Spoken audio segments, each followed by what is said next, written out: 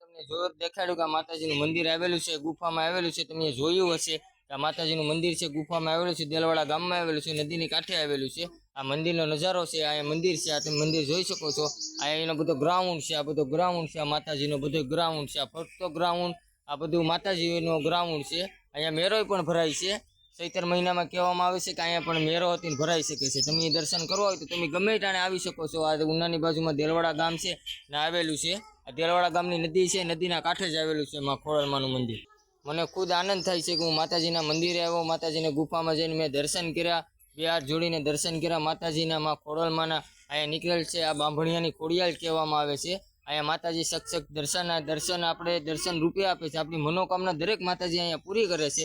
તમે એકદણ આવો, માતાજીથી કોઈ મોટું નથી, એ તો દુનિયામાં બધીને ખબર જ છે. અને જે મોટા છે એ તો જે મોટા રહેવાના, દેવાવાળે એ છે ને લેવાવાળે એ છે. ધારે તો રોડપતિ બનાવી દે, ધારે તો કરોડપતિ બનાવી દે. આ દેવ્યું છે. જો તમે તમારા દેવને માનતા હોય, તમે દેવી દેવતાઓને માનતા હોય ને વિશ્વાસ કરતા હોય તો મારા તો આવા જ વિડીયો પડશે. કેમ કે હું માતાજીથી મોટો નથી, બરાબર. હું માતાજીનો સેવક છે, ભગત. એના શરણોમાં રહેવાનું.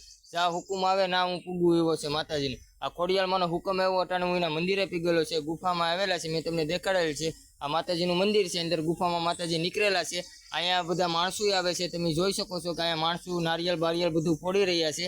અહીંયા દર્શન કરવા આવે છે ને અહીંયા માણસો ચાલુ જ હોય છે. તો મને એટલું મનમાં આનંદ થાય છે કે મારા મિત્રો, તમે અહીંયા માતાજીના શરણોમાં આવો. તમે તમારી ઈચ્છા, તમારી મનોકામના અહીંયા માતાજીને કહો. તમારે ગમે ઈચ્છા હોય તો આ માતાજી પૂરી કરે છે. માં ખોડલમાં તમે એકદાણ અહીંયા આવો. દેલવાડા નદી કાંઠે આવેલું છે. આ મંદિરમાં ગુફામાં આવેલું છે. જય માં ખોડિયાલ મારી માં.